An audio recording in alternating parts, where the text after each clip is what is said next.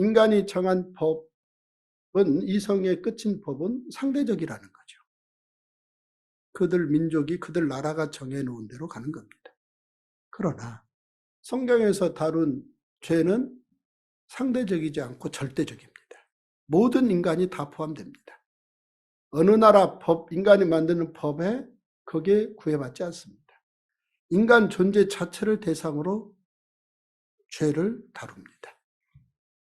바로 이 책이 성경책입니다. 구약 39권에서 그렇게 죄를 다룹니다. 구약 39권에 하나님께서 인간 죄를 다루는데 아담의 죄부터 다룹니다. 그 인간의 죄는 하나님의 명령을 어기는 것입니다. 인간이 만든 국가법을 어기는 것은 국가에서 죄로 다루고, 창조주인 하나님 앞에 인간이 죄를 짓는 것을 성경은 죄로 다룹니다. 안타깝습니다. 우리 인간들이 죄를 짓는다는 것. 그런데 다행입니다. 우리 인간들이 죄의식이 있다라는 것. 죄를 조금이라도 깨닫는다는 것.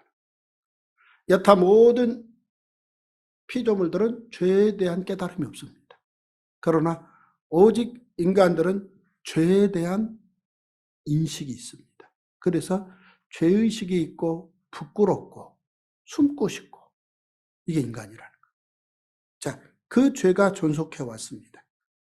그런데 하나님께서는, 창조주 하나님께서는 작정하시고 인간들의 그 죄를 없이 하시려고, 없애려고 계획을 세우시고 그 계획을 진행해 오셨다. 이게 구약 39권 이야기입니다. 어떻게? 바로 죄 없으신 그 아들을 이 땅에 인간의 모습으로 보내신다. 참으로 놀라운 이야기입니다.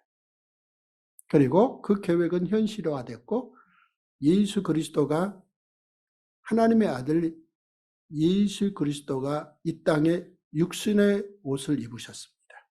그리고 때가 참에 십자가에 못 박히셨습니다. 죄 없으신 분이 왜 십자가에 못 박히셨습니까? 죄를 없이 하시려고. 하나님이 정하신 법입니다. 죄를 없이 하시려고. 결국은 예수님이 십자가에 못 박히시는데 너무너무 아프셨습니다.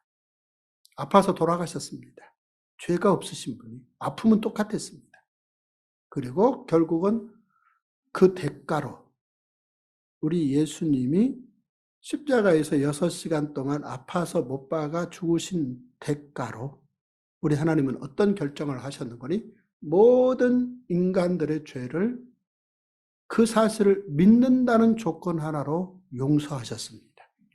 이 사실이 우리가 하나님께 영광 돌릴 놀라운 사건입니다.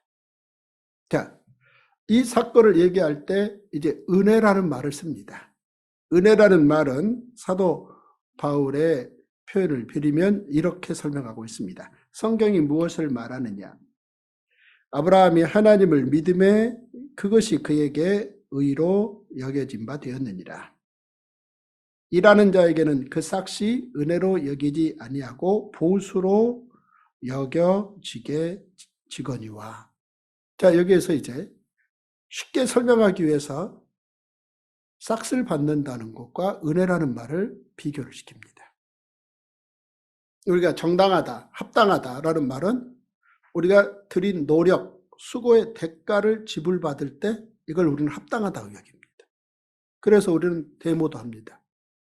왜요? 내가 노력한 만큼 내 걸 달라. 그리고 세상에서 재판도 합니다. 노력한 사람한테 더 주고 노력하지 않고 노력한 누군가의 것을 빼앗아간 사람을 벌 주라. 이 재판하는 겁니다. 그렇게 하기 위해서 이 가운을 입는 겁니다. 표면적으로 보면. 자, 따라서 늘 우리 인간들이 따지는 건 뭐냐면 보수. 일한 만큼 받는 노력의 결과를 삭스로 받는 겁니다. 자, 이 말을 잘 이해를 해 두어야 은혜라는 말을 이해하는데, 은혜는 그렇지 않다는 겁니다.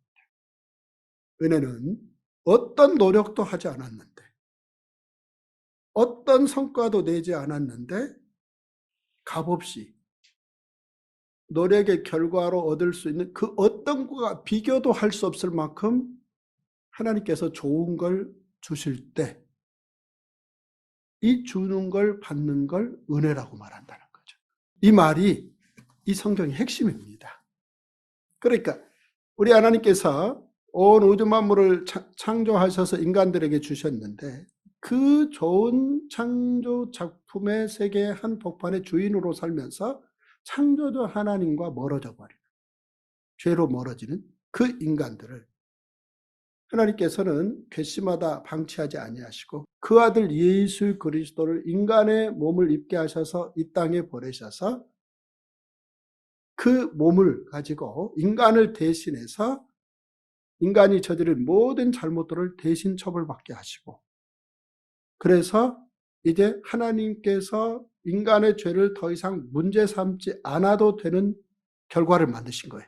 왜냐하면 예수님이 처벌을 받았으니까. 그리고 모든 인간들에게는 어떤 길을 열어놓으셨는거니 이 사실을 믿기만 하면 죄를 용서해서 하나님 자녀 삼으신다. 이걸 결정하셨다는 겁니다. 이 결정이 은혜라는 겁니다. 할렐루야. 우리가 찬양합니다. 모든 것이 은혜, 모든 것이 은혜. 은혜 아니면 살 수 없다. 자, 이 고백은 그냥 공짜로 그냥 적당히 살겠다가 아니올시다. 오직 하나님의 노력, 예수 그리스도 하나님의 아들의 그 피나는 노력을 알아야만이 부를 수 있는 찬양입니다. 위대한 찬양입니다. 이 사실을, 이 책을 읽게 되면 첫째 알게 됩니다. 둘째 믿게 됩니다. 이 사실을 믿습니까? 이 사실. 성경은 예수 그리스도의 십자가 이야기를 4권의 책 사복음서에서 다룹니다. 그리고 그 예수 그리스도의 십자가를 통해서 믿는 사람을, 그러니까 예수 그리스도 그 십자가의 죽음이 나의 죄를 위한 죽음이다 라는 사실을 믿는 사람에게는 하나님의 자녀의 삶을 살게 하는데, 하나님의 자녀의 삶은 우리 주님 예수 그리스도가 십자가에서 죽으셨는데 3일 만에 부활하셨고, 그리고 승천하셨고 하나님 우편에 계시다가 다시 오실 터인데, 그 예수 그리스도처럼 예수 그리스도의 십자가의 피의 대가를 믿는다는 이유 하나로 우리를 하나님 자녀 삼아서 우리도 부활 영생의 꿈을 꾸고 영원한 하나님의 자녀의 삶을 살게 하겠다. 이 결정을 하나님이 하셨고 이 약속을 여기에 기록해 놨고 이 놀라운 이야기를 정확하게 이해한 사람이 사도 바울이었고, 이 사실이 너무 좋아서 사도 바울은 고백하기를 내가 그리스도와 함께 십자가에 못 박혔나니 그런 이제 내가 산 것 아니요 내 안에 그리스도께서 사신 것이라. 이제 내가 육체 가운데 사는 것은 나를 사랑하사 나를 위하여 자기 몸을 버리신 하나님의 사랑으로 인해서 사는 삶이다. 이렇게 고백합니다. 우리 인간이 이런 놀라운 위대한 삶을 살 수 있습니다. 세상 나라에서 말하는 이성적 삶의 범위 내에서 지식, 명예, 권력, 여기에 포로 노예가 되어서 시기하고 질투하는 인생으로 살다 마감할 수도 있고, 하나님의 결정인 예수 그리스도를 통한 하나님의 사랑 이야기를 알고 그 무한한 하나님의 사랑 이야기를 감사하고 찬양하며 하나님께 영광 돌리는 삶을 살 수도 있습니다.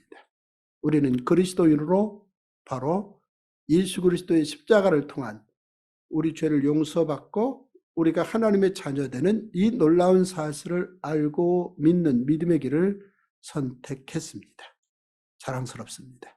이 기쁨이 여러분들에게 성경을 통독함으로 더욱더 넘치시기를 소망합니다. 세상의 공부를 아무리 하고 세상 법정을 아무리 들여다봐도 거기에는 이성 범위 내에서의 법 이야기밖에 더 이상 없습니다. 오직 이 성경만이 하나님 나라 법전에서, 하나님 나라 법정에서 이루어지는 진정한 속량, 즉 구속이라 그러죠. 죄를 용서하는. 그러나 그 죄의 용서는 하나님이 그 아들을 십자가의 대가로 지불하시는 이 대가를 통한 용서. 그러니 우리 하나님께서 우리를 얼마나 사랑하시는지를 깨달아 아는 거죠. 이 사랑을 깨달아 알고 우리 인생이 우리 주님 닮아가는 인생, 우리 주님처럼 살기를 소망하는 인생으로 여러분들의 생각이 커지고 여러분들의 인생의 폭이 커지는 그런 복된 인생 그리스도인들이 다 되시기를 주의 이름으로 축원합니다.